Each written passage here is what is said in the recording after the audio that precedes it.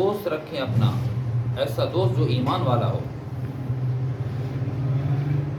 جس سے ملاقات ہو، اس کی ملاقات آپ کے ایمان میں ترقی کا سبب بنے۔ ہاں، پہلے زمانے میں کیا ہوتا تھا، جب دو اشخاص آپس میں ملاقات کرتے تھے، جب دو دوست آپس میں ملاقات کرتے تھے تو وہ ایمان اعمال کی بابت پوچھتے تھے۔ ہاں، اپنے اعمال کے بارے میں سناؤ، اپنے ایمان کی ترقی کے بارے میں سناؤ، کتنے پارے تمہارے ہو گئے، ایام 20 کے روزے رکھ رہے ہو یا نہیں رکھ رہے ہو، یہ تذکرہ ہوتا تھا۔ آج تو ہمارے جوانوں کی جو آپس میں دوستوں کی جو ملاقاتیں ہوتی ہیں نا، وہ ملاقاتیں گالیوں سے شروع ہوتی ہیں اور گالیوں پہ اختتام ہوتا ہے۔ حیران ہو جاتے ہیں، غیرت کہاں گئی؟ دو دوست آپس میں ملاقات کر رہے ہیں تو السلام علیکم، السلام علیکم، سلام کلام، کچھ نہیں۔ جب ملاقات کی، کہکا لگاتے اس نے ماں بہن کی گالی دے دی اس کو، اور پرلے نے بھی غیرت پتہ نہیں کہاں گئی، اس نے بھی کچھ نہیں سوچا، اسے بھی کچھ نہیں سوجا، اس نے بھی کہکا لگایا، اس کو سینے سے لگا لیا۔ گالیوں سے آغاز، ملاقات کی آغاز گالی سے ہو رہی ہے اور ملاقات کی اختتام بھی گالیوں سے ہو رہی ہے۔ کتنے افسوس کا مقام ہے۔ دوست ہونا چاہیے جو آپ کے دین کا محافظ ہو، دین کا معاون ہو، پشتیبان ہو آپ کا، پوچھے۔ حضرات صحابہ کرام آپس میں ایمان اعمال کا مذاکرہ، حنظلہ بتا کیا ہوا؟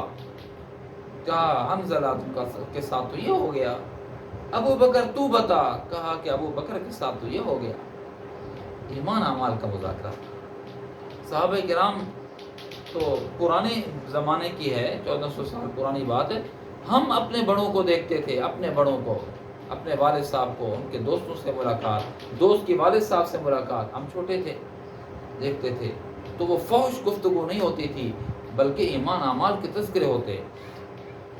دوست کے چلے جانے کے بعد ادھر سے بھی دینی رجحان بڑھ جاتا تھا اور یقیناً ادھر بھی دینی رجحان بڑھ جاتا ہوگا۔ آج تو ملاقاتیں ایسی نہیں ہیں، ایسے دوست بھی نہیں ہیں، دوست نہیں ہیں ہمارے، کتنے افسوس کا مقام ہے۔ اس سے بڑا مفلس کون ہوگا جس کا ایمان والا دوست نہیں ہے، جس کو دین کی بابت بتانے والا دوست نہیں ہے، یار تیرا یہ نقصان ہو رہا ہے۔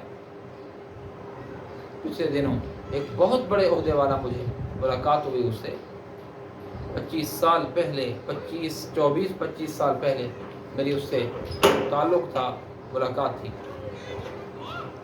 تو 25 سال کے بعد سر رہ ملاقات ہو گئی۔ کہا مجھے پہچانا، میں نے نام لے کر گلے ملا۔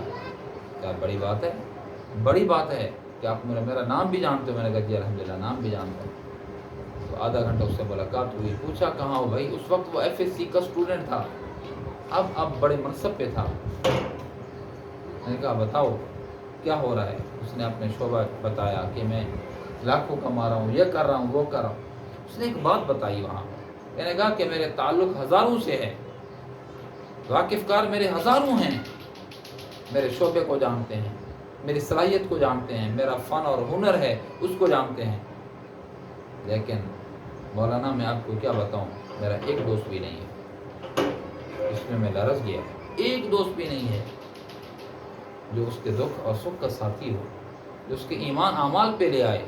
اس سے بڑا مفلس کون ہوگا جس کا جاننے والے ہزاروں کی تعداد میں ہیں، لاکھوں میں نہ کہوں، جو اس نے مجھے کہا ہزاروں کی تعداد میں، اس سے بڑا مفلس کون ہوگا؟ اس کا ایمان والا ایک دوست بھی نہیں ہے۔